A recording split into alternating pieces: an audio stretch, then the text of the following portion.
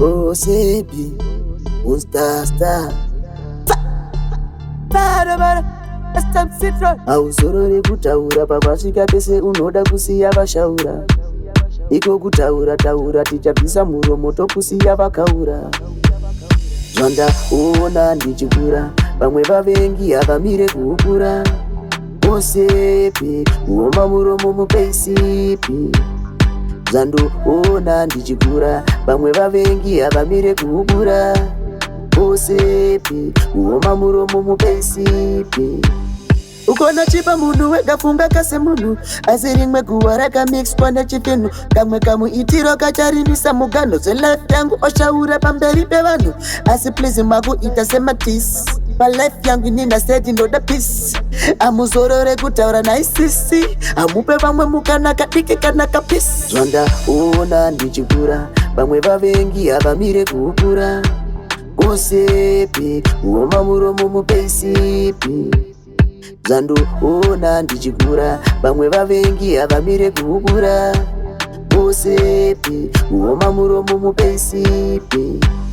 Iri murenje Mwari ndipei mwenje, ndeupi munhu achatrustika manje.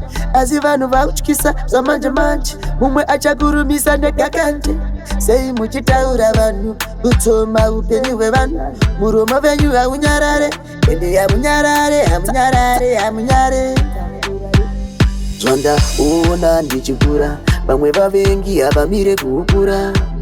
Osepi uoma muromo mupeisipi.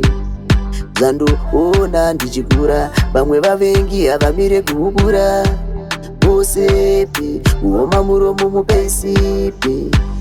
Ukona chipa munhu wega funga kase munhu, asi rimwe guwa rakamixwa nechipinhu. Kamwe kamuitiro kacharimisa mugano, zelife yangu oshaura pamberi pevanhu. Asi please makuita sematisi, palife yangu inini seti ndoda peace. Amuzorore kutaura naisisi, amupe vamwe mukana kadiki kana kapisi. Zvandaona ndichikura vamwe vavengi havamire kuukura. Osepi uoma muromo mupeisipi. Zvandoona ndichikura vamwe vavengi havamire kuukura. Osepi uoma muromo mupeisipi.